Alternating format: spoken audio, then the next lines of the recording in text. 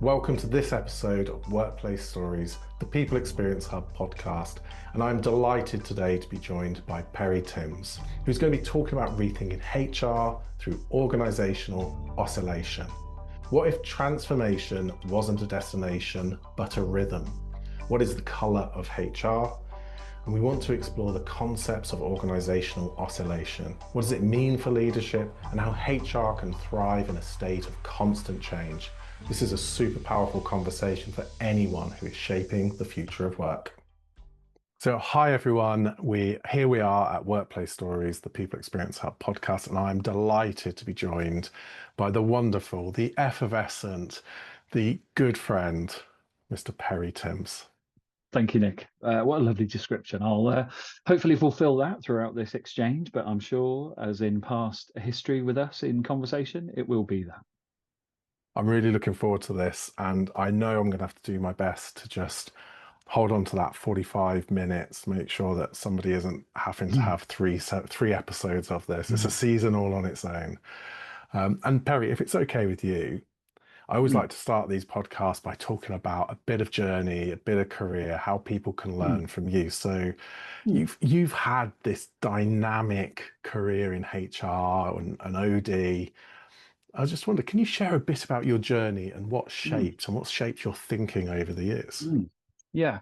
I'm from a working class background in Northampton, and I was interested in three things at school: the law, education, and journalism, actually. And so I sort of explored what you needed for them, but you need lots of qualifications for lots of them. And in the end, the short story is, after sixth form, I went into the civil service and worked in the courts structure. So I joined at a low-level clerical admin, but I quite quickly realised that was a place where if you learnt and applied yourself well, you would get opportunities.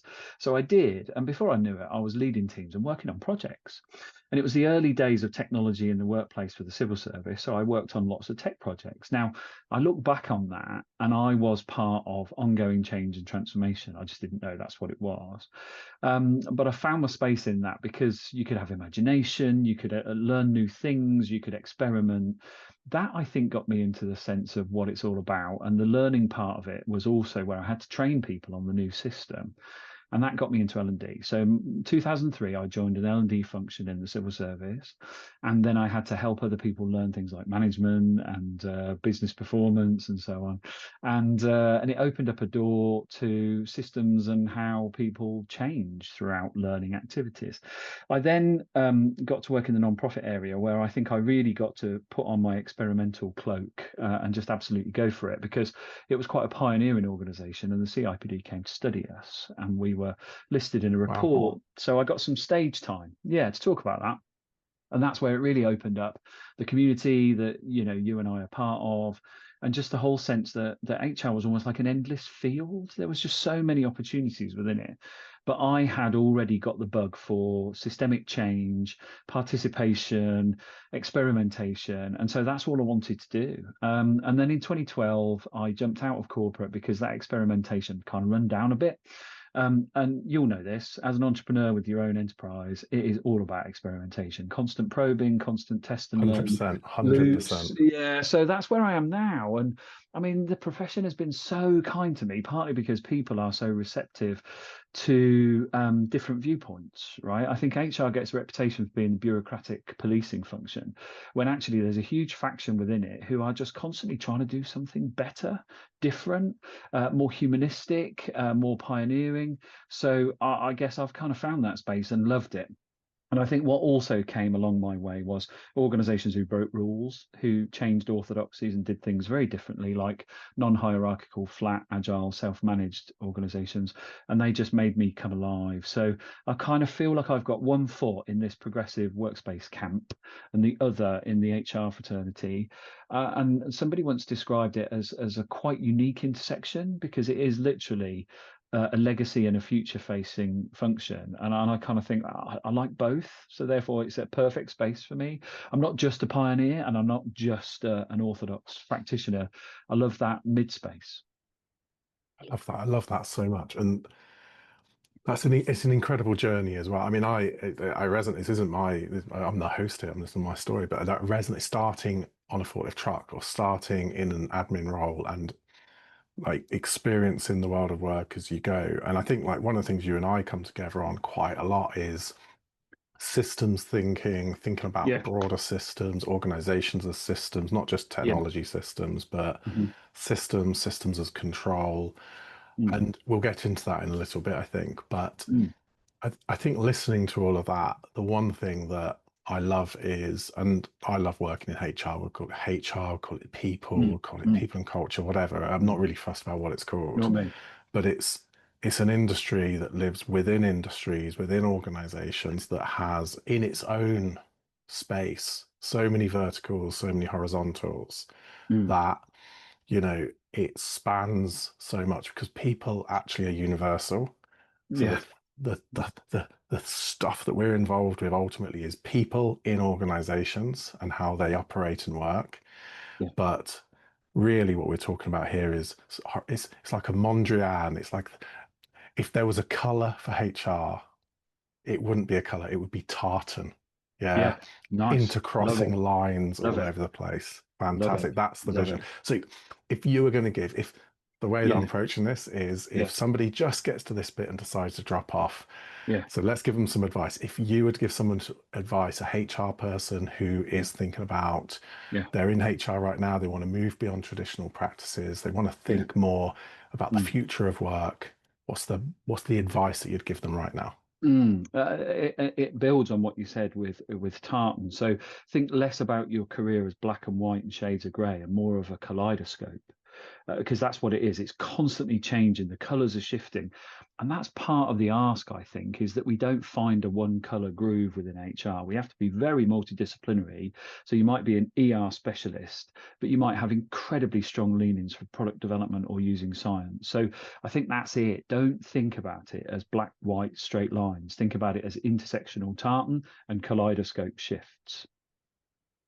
That is brilliant. So take a deep breath. We are heading into Oh, a phrase that I've heard you use, right? Only recently.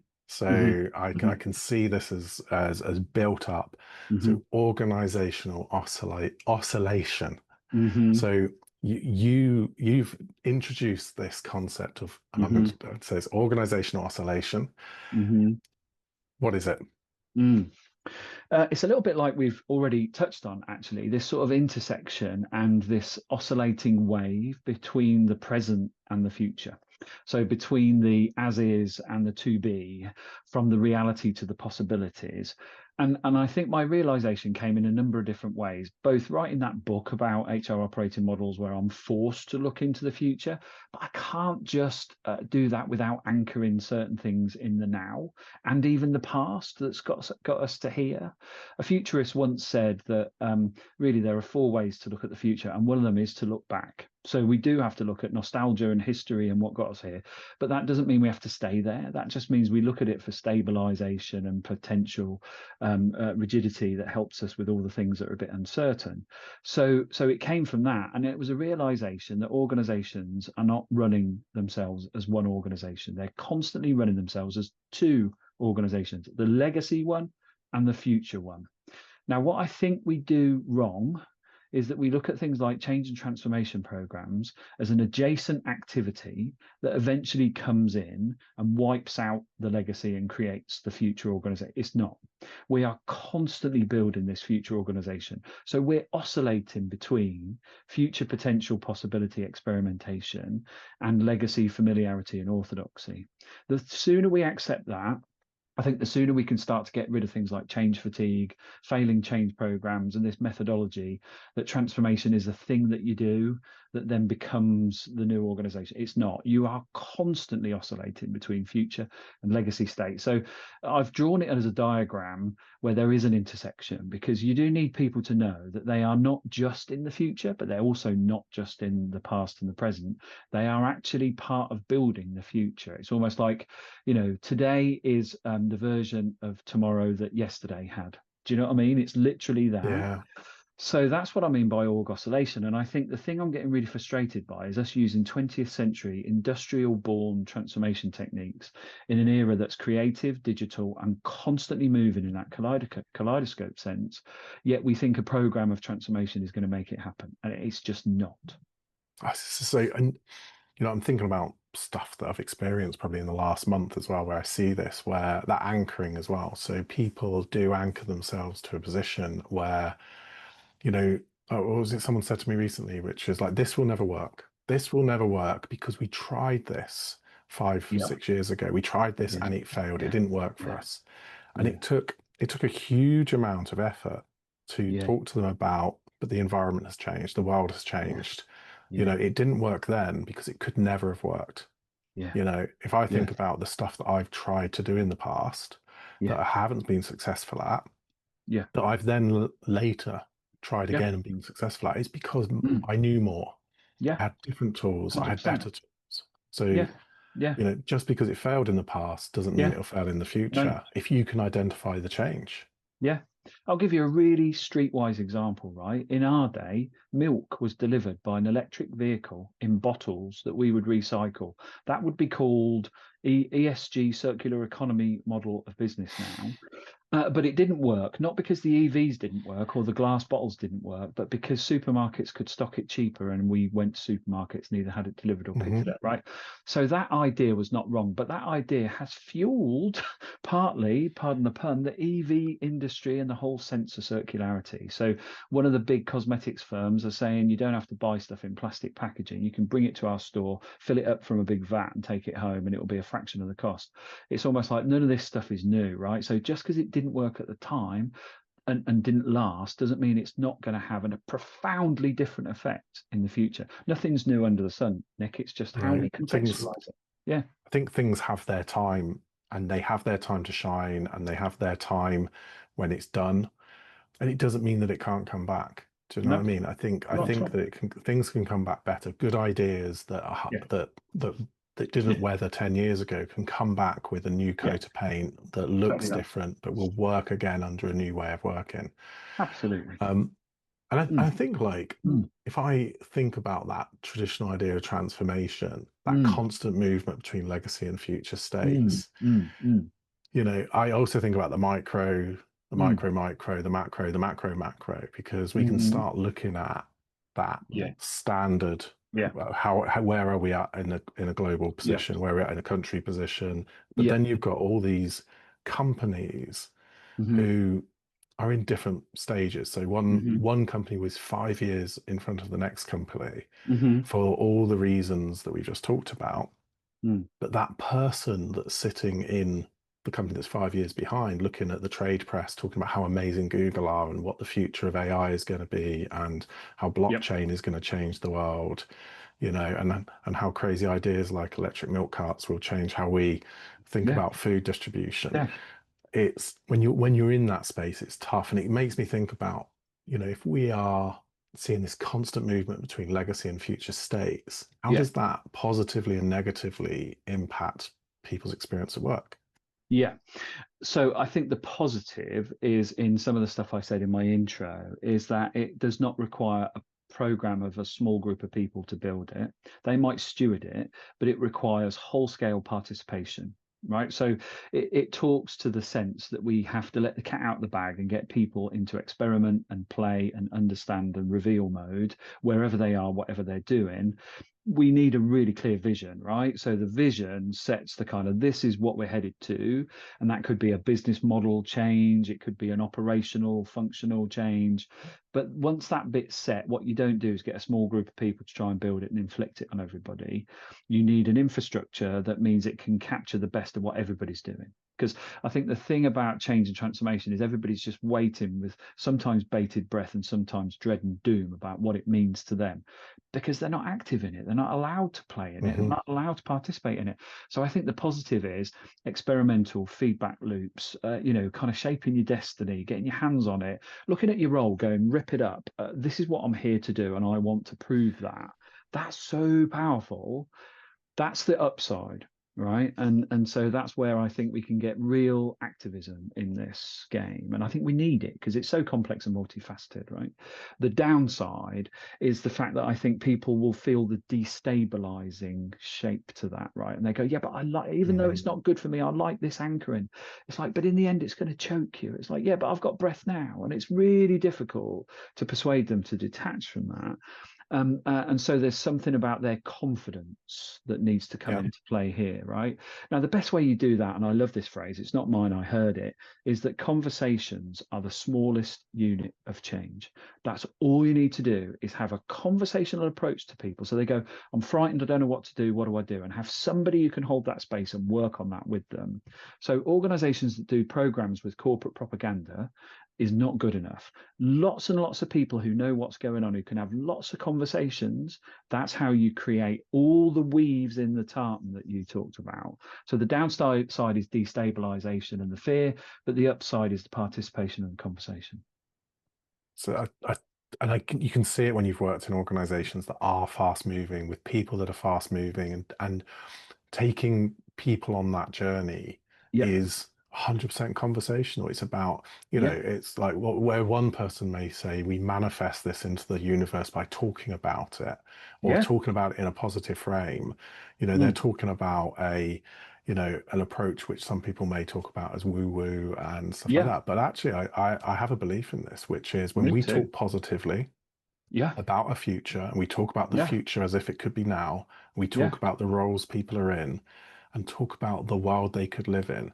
There's something that I was taught really early on in my career, which was called horizon gazing. Yep. Nice. And and basically, if you can't see the horizon, Yeah. how can you plan your journey ahead? Exactly. And maybe you can't see the horizon, but somebody you trust can. Somebody can Hmm. describe it to you. They Yeah. can talk about the shapes that they see, Yeah. Hmm. and they can talk about the shapes that need to be Hmm. filled up that aren't yet, and Yeah. they can talk about where it might be in that experimentation. Yeah. And I used to hate the term that, failure is not an option, right? Yeah. Because it felt Same. so rigid. Same. But I've actually kind of rethought it recently, which is Yeah. failure is not an option because it's okay to fail, because it's Yeah. okay to experiment, because it's okay Yeah. to have a go. So how could we Yeah. ever fail? How can we Yeah. ever fail if we have Yeah. a moving horizon? Yeah. If success is moving forward, success is momentum, and Great anchoring point. and staying still should Mm. be the Mm. definition of not being successful. Massively so, right? So I've come up with this phrase that transformation or digitization, they're not our enemy. Orthodoxy is our enemy because that won't get us Mm, there. So there's something in that, right? So yesterday I had a lovely period where I could lecture people around the HR operating model and the sense of the world. And I showed my model, and in it there's a role called a meaning maker. And people said, well, what's that? And I said, well, it's a CPO or a business partner or a head of L&D. It could be anybody. It doesn't have to be anybody in particular. But what they are constantly doing is reminding people of the meaning of the organization, the function, the task, whatever it is. And people go, why is that important? And I'll tell you why it's important, because there's no such bloody thing as certainty anymore. And we crave it. We crave certainty, but it just does not exist. You might have an employment contract and you can still be put on notice and got rid of within days. So these things are not certain or fixed. But I'll tell you what is stronger than that is getting attached to a sense of meaning, because it mm, makes sense. It replaces certainty with a different form of almost spiritual connection to something like you just said, which is much more powerful than any contract you could imagine building for people. You can incentivize all your salespeople you like with targets and bonuses and so on. But if they don't get the meaning of what they're selling, they might hit them, but they'll hit them through slightly crude means. But if they really get it and the meaning that it has for their customers, guess what? It will thrive. And there is evidence that proves this. Alex Edmonds' research about 10 years ago and more that points to organizations that can strongly align purpose and therefore their people feel a real pull, mhm. outdo those who pull all the levers and try all the tricks and hooks, right? So I think there's absolutely something in what you just said, which is an ethereal feeling that's more powerful than any mechanical intervention we can put in.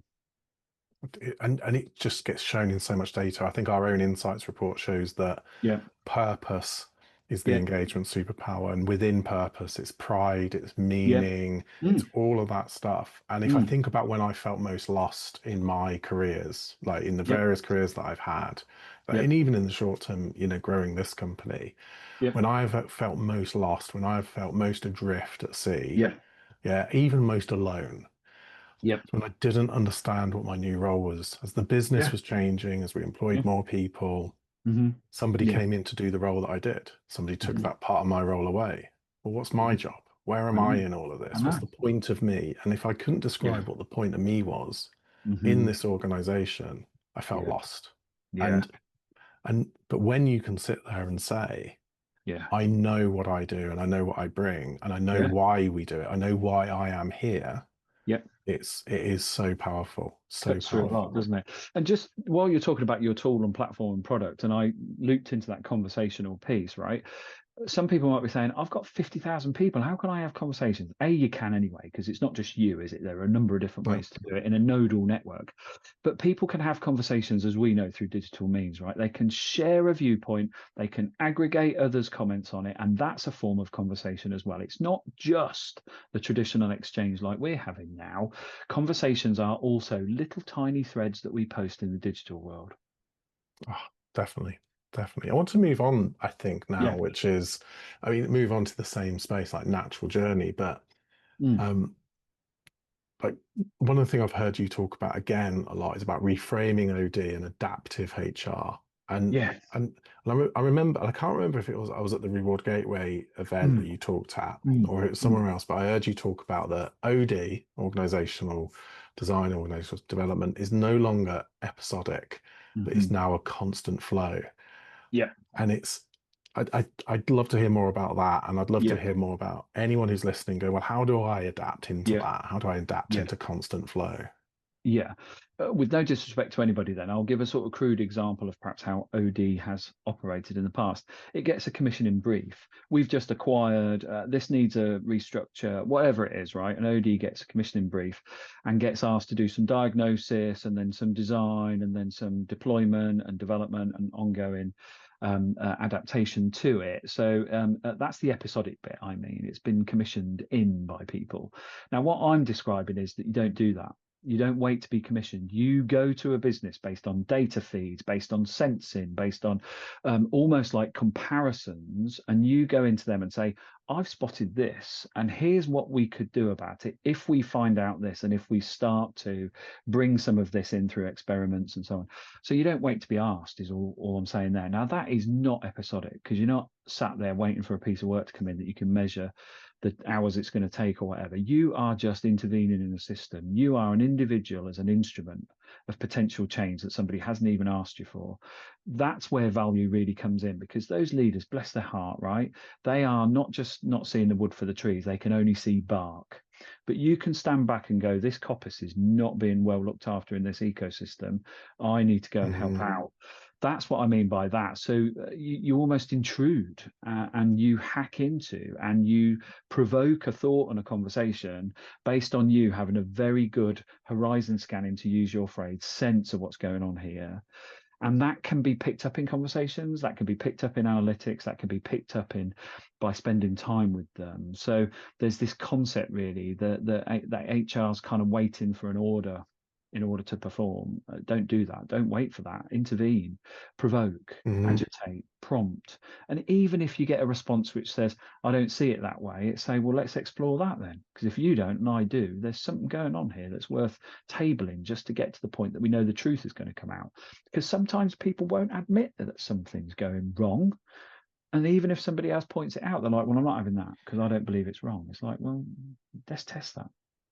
Just and if you lead with values, if you lead with heart, if you go back to let's go back however it was 10 minutes ago. If we lead with we have meaningful small conversations, we predict the future by talking about the future we want, Yeah. we Yeah. understand concerns and we tackle those concerns, Yeah. then you can do all of that. And I think Yeah. that so much now people are scared, or maybe not scared, it's not the right word. There is a friction point, Yeah. which is people don't do this. And I'm like, I Yeah. think maybe the remote world is not helping people remove Yeah. that friction. Yeah. Something to solve there. Yeah. But we want to improve what can be improved. We want to be better as an Yeah. organization, better for our people, better for our customers and stakeholders, better for the people Yeah. in our care. Yeah. We want to protect the good Yeah. that we have. We want to protect the things that we have. So to do that is being intentional, right? Yeah. And Yeah. I think when you have intentionality in Yeah. this, how can you not step in?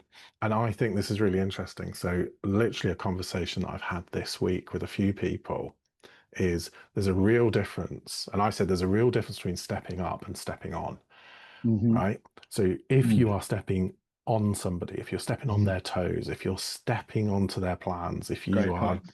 if you're being a distraction, an unhelpful distraction, Yeah. yeah, if you're taking over something that somebody had got and they Yeah. were on it, Yeah. Yeah. then actually you're a friction point. But Yeah. if you are stepping up, if you're lifting Uh-huh. up, if you're Uh-huh. enabling, if you can see Yeah. someone struggling and you walk into that space with confidence and Yeah. Like values, it. Like it. then you can step in and support. And that's the same in any situation, which is, Mm. don't step on, step up, step Yeah. in, Yeah. do it with pride, do it Yeah. with values. And you will make mistakes where you're going to piss someone off because they Uh-huh. didn't want you in their space and Uh-huh. they didn't need you in their space. But there'll Uh-huh. be times when somebody who isn't crying for help, but they are internally, will be so Nice. grateful that what you did was you just saw that there was something Nice. that could be better and you just stepped in, Yeah.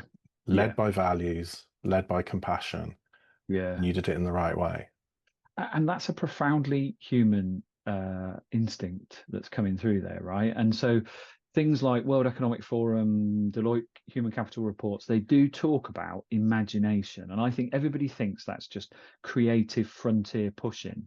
Imagination can also come in how you use your intuition and sensing, because you can talk it down saying I just feel that, or you can say actually this has something beyond what I can rationalize, and therefore I need to go into a dialogue with somebody to work that out, right? And my intent, as you said, is not to embarrass them or to shame them or to show I'm better than they are. My intent is to solve a problem, to pick up an issue, to make something much more productive.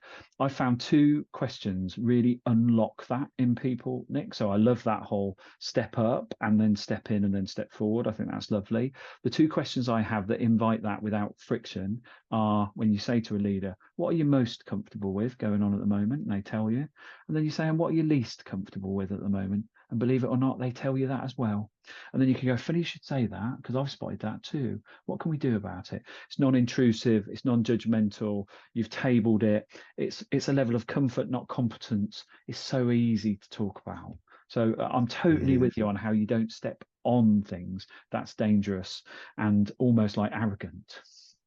So, I mean, when we're thinking about, I'm just trying to think the words used. Is it boundaryless? Boundaryless. Boundaryless HR, right? Yeah. So if we're thinking about how does a HR person remove the boundaries, and we're not Yeah. talking about obviously the boundaries that protect, we're talking about the natural boundaries that might have popped up that Yeah. maybe make you feel uncomfortable walking in, stepping in. Yeah. So what are we saying here? We're saying it's about leading with your values, leading with compassion, asking the questions in a gentle way, and Yeah. it's about offering that support because we are ultimately the Yeah. people team are a supporting function to make Yeah. shit happen. Yeah, there's definitely something in that frame we've just put on about horizon scanning, because if you're in the engine room of a big ship, then you've got boundaries, right? If you're on the bridge of that ship, you have Mhm. all the landscape to look at, right? And the levers to pull in between and everything else, and the navigation through the charts and maps and everything else, right? But that's the nearest you're going to get to boundaryless in that kind of environment. And I think that's where we need HR to be on the bridge, not in the engine room, but making sure the engine room's safe and aligned and so on. So there's definitely something in that. Now, the boundaries we create are often very artificial and they become self-fulfilling prophecies because you often hear people say, yeah, but I'm just doing this wrong. It's like, who says, right? I mean, so there's definitely something about the fact that, and you started with this, people are everywhere. There is no boundary to where people are. They're literally everywhere. There Mhm. are people from history who set the company up who are now dead, who I know people still talk about reverently, and that's a boundaryless thing because they're no longer even here in physical form. But I think it's us knowing how we can cut across anything that's set up that's artificial as a boundary to go into a space to do exactly what you've said, to explore, to have dialogue and so on. And I think that's where we also then need to get imaginative and use more boundaryless solutions. So not just things that are tightly boxed up, but things that are emergent and experimental and a bit risky, but we contain them and they're safe and they reveal evidence. Because you're right about failure, it's just an outcome you didn't expect. So therefore, you might get a few of them, but that will then tell you what might work even more strongly for you. So I was talking to somebody yesterday about recruitment, and I still maintain how you hire is the most important decision any business ever makes, even more important than their product, because it's the people who come in that will make your product work or not. You can have a brilliant product, but if you get crap people in, it's not going to work. So there's definitely something in about how we need to look at hiring as a much more boundaryless thing. Why do we fish in that pool? Why do we use that technique? Why don't we create a more boundaryless approach to how people experience us and want to come work for us? So recruitment has a lot to offer to show how boundaryless stuff should work. And I think the more we double down on things like those crucial moments that you put in, like Hmm. moments that matter, right? The choice to step into an interview situation or whatever, the choice to offer, the choice to come on board, the choice to start to direct your path. These are things where boundaries aren't as helpful to us as we think. I think it's powerful stuff, and I guess it's hard to be fearless in a world where you can walk forward. It's hard to be fearless because when you're an individual, but Mm. when you are a Yeah, team, when you're a part of something, we're going back yeah, to pride and purpose. When you're going back to being, when I am part of this and I yeah, am integral in the success as much as anyone else is, yeah, it's easy to walk forward without yeah, fear and to yeah, say, yeah, I will not let this fail. yeah. If I could have spotted something coming over the horizon, what's that coming over the hill? Exactly, You know, exactly if that. I spot that first, I will be the Mm. person that alerts you. I will light the fires. Yeah, My job is to make sure that we all know what's going on. yeah, And I'm thinking about practical ways that HR yeah, can help people or, can yeah. do this around systems thinking, Mm. organizational science. Mm. Yeah, Like how do we help people yeah, lead through all that continuous change? Is it just yeah. by being fearless and all the stuff we talked about? Courage definitely comes in. So I think there's definitely something about respecting fear, but being courageous nonetheless, right? So I think fear is telling you something for a reason, but it shouldn't be crippling if you've got the courage to face it and understand it and know what to do about it. That's not reckless, is it? That's actually quite thoughtful. Yeah, I think science is a real clue for me, and so I think there are things that we need to potentially put out to the rest of the organization about science that invites them to think, I don't think about that enough. I don't use that enough. And that could be in decision making, in choosing whether you're in office or not, right? So we should stop talking about bloody rotors for people coming into offices and start talking about the science of when people are together and what happens and what Hmm. we need from that. And then the science of what happens when people are isolated and remote versus the science also where people love the quiet time and the sanctuary and the deep working. So just frame everything in science. Now, again, science has its definitions, but it's pretty boundaryless because science in one area can influence science in another area. It doesn't respect the boundaries. It just comes together to say, I'm going to combine to give you some beautiful fusion. So science all the time is trying to disprove that it's right. I think that's what people sometimes get wrong about. Hmm. And I love that because I think there's something about us feeling right about things like hybrid working that we ought not to do. We ought to just say it's a constant scientific test and learn thing that we just need to admit that it's constantly evolving, and therefore let's just throw as much science at it so people make better choices. And you hit the sweet spot again there. The best choice about whether you're in office or not is the team. If the team say, let's come together here, that's what you should honor because there's a reason for it and it works and so on. And the team will respect care and responsibilities and difference and so on. Do you know what I mean? So I do think there's something about how teams are set together functionally, but they should start talking much more spiritually and psychologically about each other. We can help them Hmm. with that. We can help them with that by giving them data like you do, the science that backs it up, and just making that science stuff so regularized that people practice it. I think it's powerful, isn't it? Because it's different speeds and that creates silos in itself. If I think about a revenue focused team, Yeah. like I think about currents and undercurrents and like riptides Yeah. that are going through fast, and you get Yeah. your fast moving revenue team that are picking stuff up and dropping it and moving and moving and moving. And then you get your client delivery team who are more slow and more Planned, deliberate. intentional, Yeah.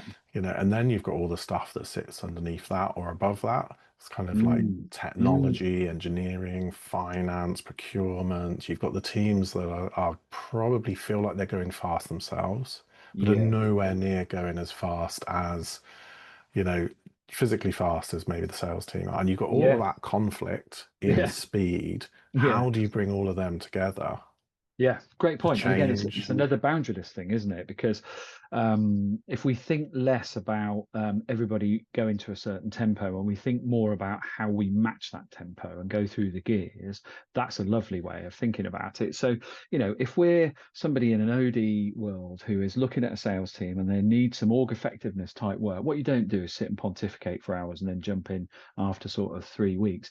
You get in and immerse yourself. You do some anthropological studies on interactions. You go deep in areas that you can spot. You tell them stuff they don't know because they'll never know. And you do that quickly and you do that in quick bursts because you know that's their tempo. But if you're in with a group of R&D people who go as deep as you like, guess what? You've got to match that tempo. So Mhm. absolutely something about tempos that does not get talked about enough in corporate functions because they all have different cultures, tempos, rhythms, rituals, expectations, and therefore like energy. Adaptability again. Yeah. And I know you talk about in HR 3.0, the different roles, the different players, Yeah. who are the audience right now, who are the people on the stage. How does, I mean, thinking about leadership, culture, Yeah. participation, Yeah. like bringing all of this together, is there a new world for HR for somebody who's going, look, this doesn't work right now, there is friction. Does HR 3.0 help steer people through that? What's the headline on Mm, that? mm. I think it does. I think what it requires is a different form of leadership where it's not, I'm the expert in this function, so everybody listen to me and even congregate around me. It's, I'm going to hold this space to solve this problem, and I need people who want to come to me to solve that problem. Almost like it doesn't matter what your expertise is. If your intent and energy is to solve that problem, I'm going to hold that space for you. Because what people will then feel is a calling to it. An inclusivity about it, and that if they need some expertise, that person is holding that space largely because they probably do have some expertise there. So that's comforting undercurrent, like you said.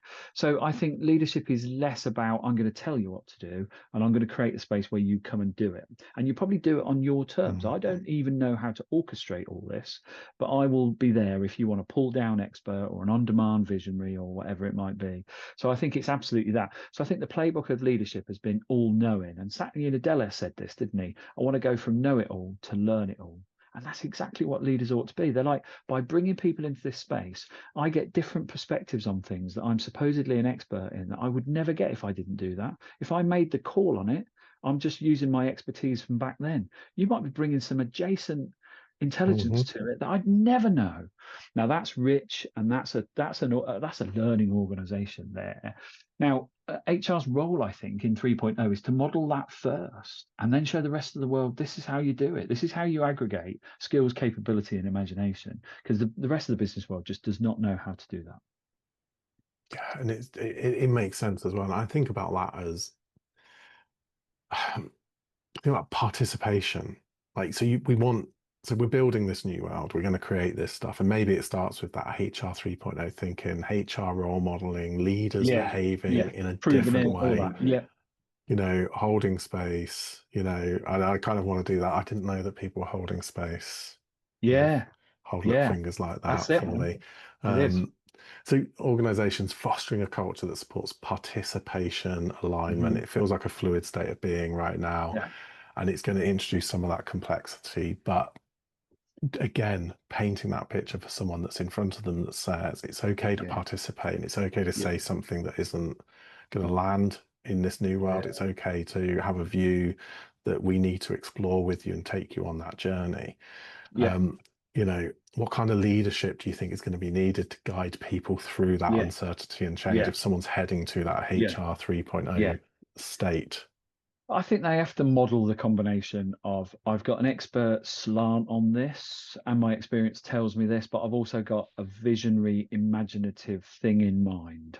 Because I think people just need that little sense of where's Hmm. this going and what's it kind of roughly look like. And you see this in the movie world, right? So a producer will say, I reckon we ought to make a film about a shark attacking, the coastal waters of America, and it's really big and never been seen. And it's almost like, wow, that's brilliant. How do we, bring people together who can do animatronics and sound and all that? So I think that's what you need. You need leaders who can do that. They're like movie producers. They kind of bring people together who've got the acting, the special effects, and everything else, right? So that is what I think goes away from the I'm just going to tell you what to do and write 15 lines that you then have to make a business plan out of. No, don't need that. So they get involved in the experimentation, even about their concept, and then they go, right, that bit I wanted to do has been proven wrong already, so let's adapt that. So they're constantly tuning into that sort of thing. Now people around them will respect them because they are holding that space and they've seen it in the first place. They'll respect them even more if they're not dogmatic about what it looks like and they've shaped it and helped them build something better, likely out of it. So it's almost like those coaches in sport who just suddenly find that magical formula in people. And then they might say, this is how we're going to set out our game plan, but you're the ones on the pitch, you do it. It's that kind of Yeah. mentality. You've got to So you've got to I be able to couldn't see it adapt to better. what's happening, where Yeah, the ball has just gone, what the other all team have that. just done. Yeah, And it is, I mean, and I love the Jaws reference because obviously we are in the nice. 50th We are. 50th anniversary of Jaws and the 50th anniversary of me. Yeah, What nice. a year.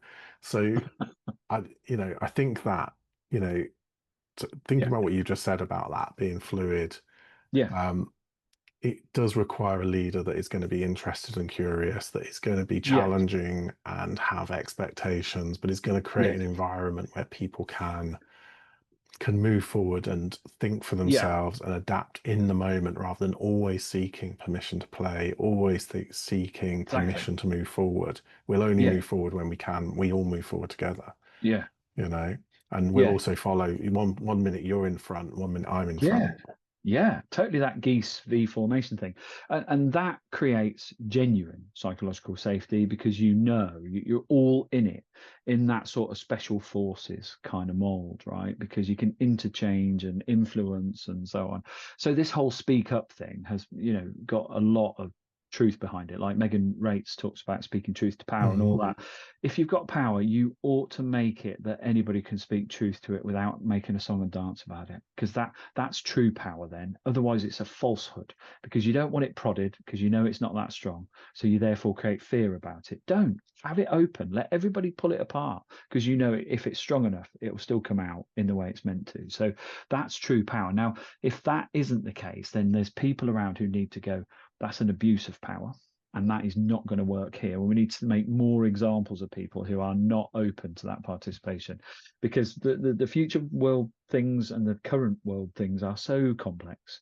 They cannot Hmm. sit in one person's head or even in a top team. They have to be a complete village mentality to move this thing on.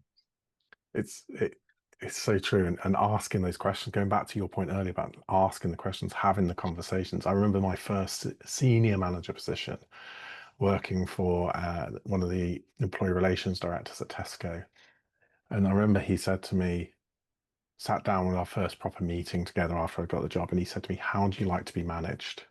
Yeah, beautiful And question. and I said, "From a distance." Yeah, beautiful answer. And then I said to him, "How do you like to be managed?" Yeah, By me. And yeah, he said, "Don't embarrass me. I don't want to find out something from somebody oh, else, that's so nice. and empower me when I go into meetings with the information I need when I need it." So clear, man. That's And just great. otherwise, that just created a relationship. And, this was a guy called Roger Roberts, and, Roger, and just until very recently, was the chairman of the People Experience Hub. And he's now one of our Oh, non-exec directors. So he stayed oh, on. He believed in us from day one. And lovely. just that first interaction all How those years nice. ago, I can remember it as if it was yesterday, that Yeah, that sensible question yeah, with a response, and amazing. then living it. Like I Yeah, was off doing my stuff yeah, with that in my mind, you know, that's the truth of it, right? would this embarrass him? Yeah, Is this something he needs to know? lovely. You know, and I could move at pace. And there's something about where you are now. You can see that conversation has shaped where you are now. I mean, that's the power of this stuff, right? When people say stuff like, I believe in you and this is what I need from you, and you really get it and you work at it, that lasts for a long, long time. That's why tribal cultures have the kind of storytelling that they do, because this stuff spans generations, and that's the proof in it. So when people say it's only a conversation, it's like, only if you think it is, because it could be the thing that makes a difference. Why not just keep looking out for that? Um, there's also something going through my mind there about just the not just the legacy, but how you've taken that and shaped it in your own image and your own, what you're honoring it, and you're doing your own version of it. There's something lovely in that as well. It's all a journey, isn't it? And this journey, we're going to have to start wrapping this up, I'm afraid, We Perry. are So now. I Yeah, have yeah, yeah. two Go on final then. points, I Go on then. think. Let's do So them. um, wouldn't this is the People Experience Hub workplace stories. It wouldn't be right for me not to talk about employee voice, but not me talk about employee voice. Thinking about employee voice, Perry, how can organizations Yeah, ensure that people feel heard, involved, yeah. even when things are constantly shifting? Yes, there is something about not just a learning organization, but a listening organization. That absolutely needs to be a stated ambition. How do you do that? You bring feedback out into the open. Now, that's not to brutalize it or to name and shame, but if people know what's being talked about, people know what viewpoints are, and so on. So you illustrate it, you archetype it. You don't have to be brutal and bare on it, but I think the more you visualize this and externalize it, the better, because then it feels like the organization is talking to you. And when you talk to it, it talks back. That's how I do it. Brilliant. I love that. Thank you. And what would be the big takeaway from everything that you've talked about today? Something that someone could just do tomorrow Yeah. to start embracing that organizational Okay. I can't even Oscillation. say it, Oscillation. oscillation in their Oscillation. own Yeah. workplace.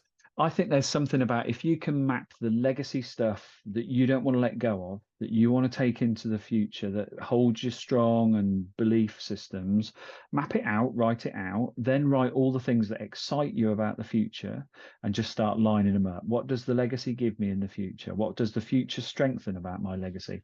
And I think it's as simple as that. That's a little bit of a self systems map, but I think that'll help you navigate whatever's coming your way. What legacy has got me here and I want to keep? How does it help? What I'm excited about for the future, and how does it help create a lovely virtuous flywheel of inputs? Do that. Fantastic. Thank you so much. And thank you for joining us on the podcast. I hope that everyone's enjoyed listening to us talking around so many different things, but it's always enjoyable. I always love my time with you, Perry.